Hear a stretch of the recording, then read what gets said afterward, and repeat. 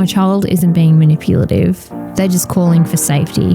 Hello, and welcome to the Philosophy podcast, where we get to explore the art of intuitive healing and holistic leadership. I'm your host, Fiona Finley, the professional chatterbox, business mentor, nervous system nerve nerd, and forever student of what it means to find true freedom in life. My hope is that by sharing my experiences, you'll find something in common, something that lands, and something that actually helps you deeply connect with your own truth. With everything that I offer, I invite you to take what you need and leave what you don't, and let whatever resonate land in your body of wisdom. This space is for exploration, transformation, and discovering what true freedom really feels like and looks like for you. So let's dive in. Hello. Yes, this is another podcast around parenting, but I do feel parenting is just a deep self-reflection. So our little humans are just little mirrors, and because we love them unconditionally, it's a real soft way to get into your own stuff and to be radically honest and see the parallels that's actually happening in the other realm of your life, whether it's work, friends, relatives, whatever it is. Today, we're going to be talking about the myth of manipulative kids. And it's something that I really want to sink my teeth into, because from a nerve nerd perspective, there's so much going on here. And it's something that I think as mothers, we come across quite frequently. I guess there's so many scenarios I could speak about, but I'm going to speak about witnessing someone else's parenting and how it triggered me into thinking that they were manipulative. And this is coming from someone that practices gentle parenting. What I noticed is when kids are acting out, whether it's over food or not doing what they want to do or just being tired and overdone with the day, as an adult witnessing it, and especially when it's not our child, we'll go, geez, they're just manipulating you, man. And you're just beckoning to them. I feel really bad about that. So for any parents out there that I've been saying this to, or I've said this to in the past, first up, apologies. And second, you do you, right? The manipulation, I guess, is something that our parents may have spoken about, our grandparents, or the elders around us. And it's like, you're making a rod for your own back. That was one of the terms about me breastfeeding him to sleep. But I did witness it with a friend of mine and how he's got an aversion to food. It's like, he's manipulating you and he's using food as a tool, which may be correct. However, what's the real cause and what's really going on here?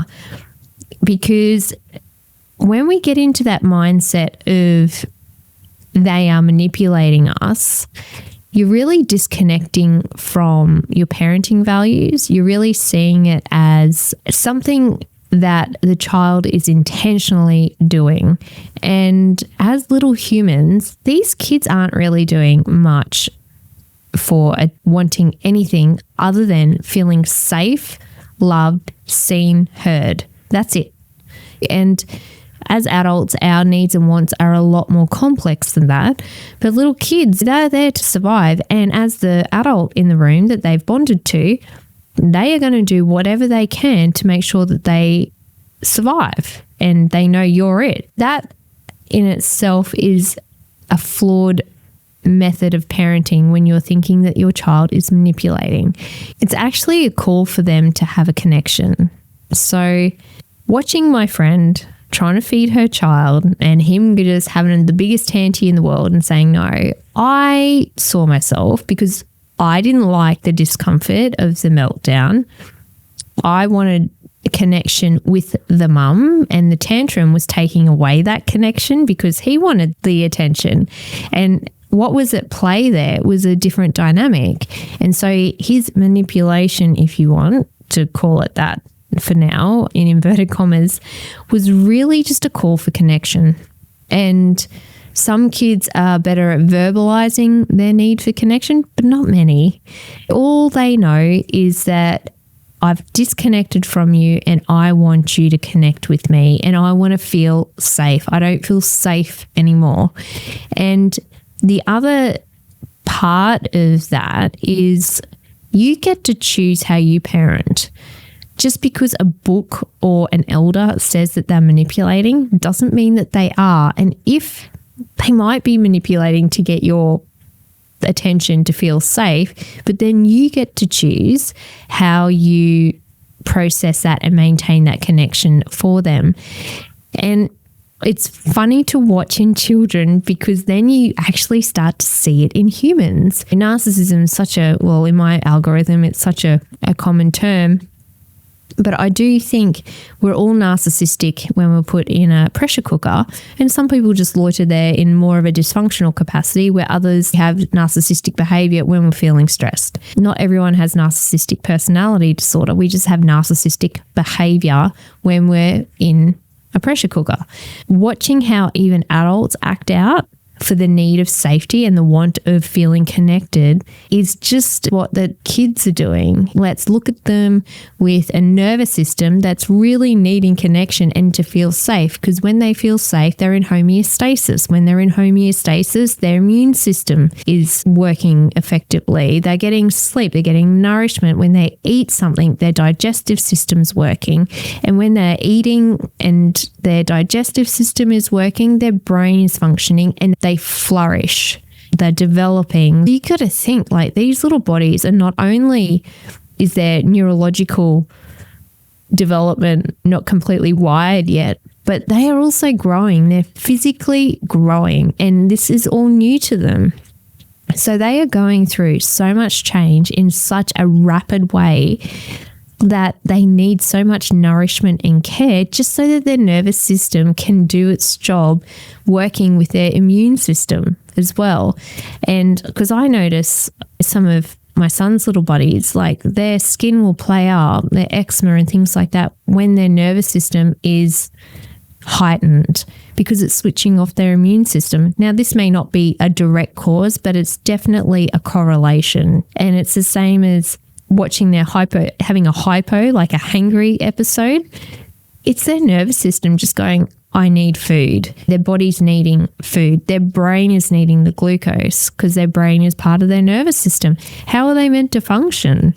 And this is just another aspect to parenting that really humbles you as an adult. And when you watch it come out in adults, it's even more interesting. Let's just take a moment to chill. Parenting is tricky, running a business is activating, and consciously choosing to grow, let's just say it can be rough and tough and messy. If you're doing any of these things, or if you're doing all of them at once, your plate is full and bandwidth feels like a distant memory of the past. I just want you to know that it's totally healthy to feel like this and that there's another way. A way to feel more calm, confident, and connected. Yep, and let's just throw in a little contentment too. And it all starts with your nervous system. Let's get you out of the overwhelm and into a space where life actually feels chill. This is why I created the Chill Out program, a self-paced course where you get to learn all about your nervous system, how it works, how to map your patterns, and how to regulate using real-life tools and suggestions that fit you and your world. We explore polyvagal theory, nervous system mapping, and build your personal toolkit, just so that you can come back to center again and again. Because this is how you find your calm amongst the chaos. Not by doing more, not by adding to it, but by feeling safe enough just to be. The link's in the show notes. Go check it out. Your nervous system will thank you. And now let's get back to it. When it comes to manipulation, maybe looking at what is their fundamental needs. So when I look at a child, I actually see not just a nervous system, but chakras. Like chakras are wheels of energy. Kids are really sitting in their base chakra. So their survival, their shelter, their tribe, their food, that they've got that real basic primal need, and that's the development of their base chakra. There is actual science in this because chakras are actually nerve plexuses. When we look at children, they really are just trying to survive. And if they're manipulating, let's say that again in inverted commas, maybe it's their call for safety, maybe it's their call for connection. So how do you do that? And it's not just shoving a packet of chips, I guess, in front of them to make sure that they're fed. It's I hear you, I see you, I love you, I am right here. And one way that I used to help my child in times like that, especially if I'm having adult conversation and he feels completely left out, which, he was, if he wanted to be noticed or spoken to, rather than interjecting all the time, because that used to send me off the deep end as well, I asked him to put his hand on me and that lets me know that, oh, you want to talk to me, or he needs some love, he needs some attention. And even him just doing that, he felt connected and he knew I knew.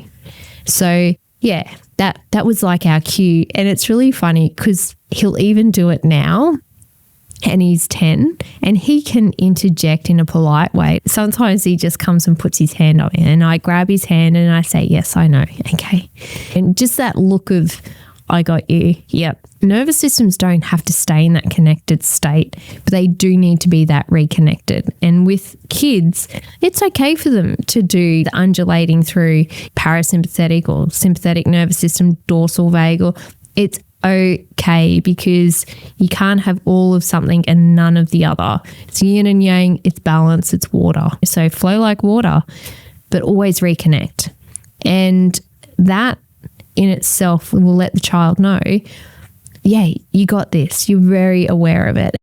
So let's talk about why that manipulative child titling or diagnosis can be quite damaging.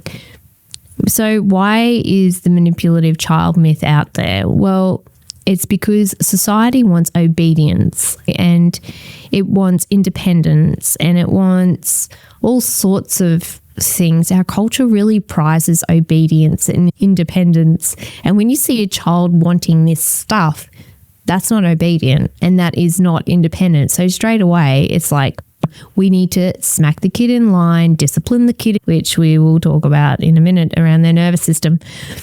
But it's also around the attachment style. So there's lots of discussion out there about attachment styles, but to have that healthy connection, the child is really wanting that connection from their safety, their anchor point.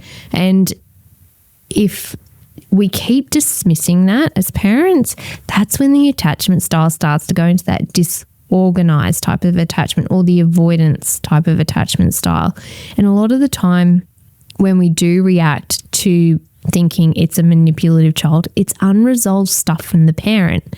It's our own needs that have been unmet or it's triggered, and it makes it easy to project the manipulation myth onto the child because their nervous system is just wanting safety and connection. Like I said, it's dysregulated behaviour, and it's okay to stop what you're doing to attend to your little human, but it's not calculated, it's purely primal. These kids are living in their reptilian brain a lot of the time, and it's purely primal. Their prefrontal cortex isn't really attached yet. They've got one, but the nervous system and the neurons are just trying to synapse there. So help them synapse there by giving them that safety and that feel of love and connection. And what happens if we don't do this? What happens if we buy into that manipulative child? Well, if you think about it, we are actually shaming our child. It's, you've got a need and I'm saying you're manipulative. How dare you? Oh, but I've got a need and I feel I need connection. There's something wrong with me. I feel bad. I'm sorry, Mum. I'm sorry. And straight away you're teaching them about shame. You're teaching them about feeling guilty, and it's all for a primary need of connection, of safety. So when they're in adulthood, what do you want them to do? You want them to feel shame and guilt over needing to feel safe. This is why we don't value our worth. This is why we don't have healthy boundaries and saying no to things that are actually needing to be said no to. We say yes over it because we don't want to feel the shame and the guilt of saying no, by honoring our value, because my parents didn't honor my value and didn't teach me about honoring my own value by reconnecting. And the other thing is that when a child reaches out, this is your opportunity to help co-regulate. So we talk a lot about this in the nervous system courses, but co-regulation just means that your nervous system is helping their nervous system regulate because they're young. They don't know how to regulate. It's like patting a dog for us. It regulates us. It's like singing. It regulates us. Kids find it really hard to self-regulate. They really need that co-regulation. So when the child is acting up, so to speak, that's your opportunity to help them regulate. And how you help them regulate, there's lots and lots of options, let me tell you. But yeah, you just need to find your groove. So what do you do when a child's being in that manipulative outburst or meltdown or state? Get curious. Have a look what's really going on. And as a parent, use your intuition. Tap into it. Clear that channel. It's really about the parent. How comfortable can you sit in that discomfort? Because if their discomfort triggers you, that's your stuff. That's not their stuff.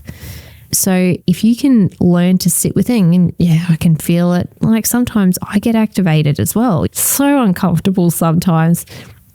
But when I look at him, it's like, it's bigger than this. It's bigger than my stuff. This is history stuff. This is happening for him now. Okay, so how do I help him deal with this so he doesn't have to heal it later? So regulate yourself first if you can, and then offer connection, not correction. We're not about correcting behavior. We're offering connection. It's a big, big difference. And I guess the other thing is just remember that behavior is sometimes a way of communicating because they can't find the words. It's not a moral failing. It's not a parenting failing.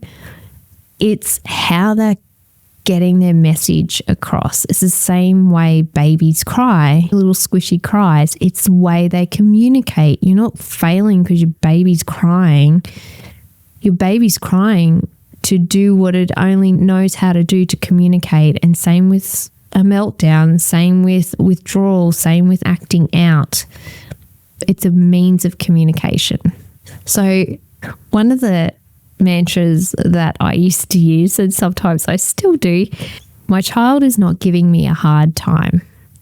They are having a hard time. My child is not giving me a hard time.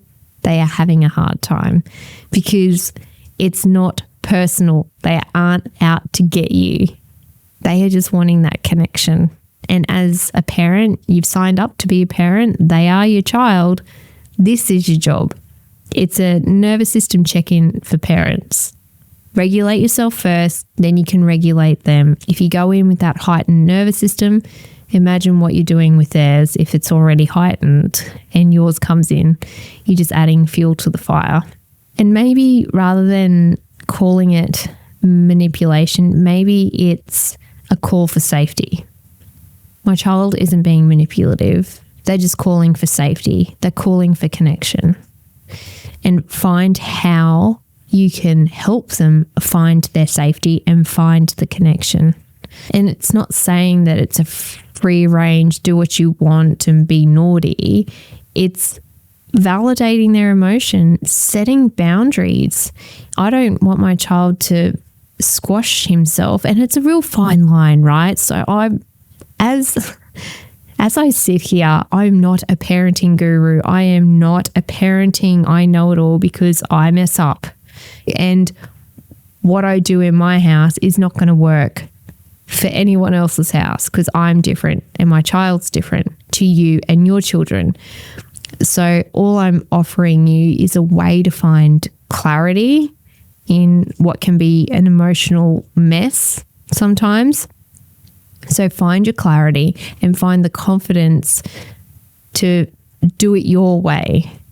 It's always your way. Take what you need and leave what you don't. This is your parenting journey. This is your unique child, and you are unique as well. What I talk about is really the examples. Is what works in our house doesn't mean it works for you.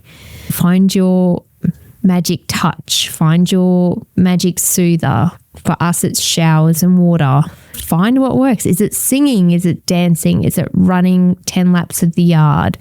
Playing the piano? It's so unique in every situation, and it depends where you are at the time. Find ways. If you're at a restaurant and there's a meltdown, find a way, find a game, because that repetition will also be a soother and a connector as well. So I'm also asking is, can you see where this myth of manipulation pops up for you? When? Who with? In what circumstance? And is it said because that person is not comfortable with the discomfort that's being displayed by other people? And it's okay, totally okay, to do your own parenting journey in your own parenting way. So on that note, keep calm, keep curious, and keep connected with your child. And I will talk to you next time.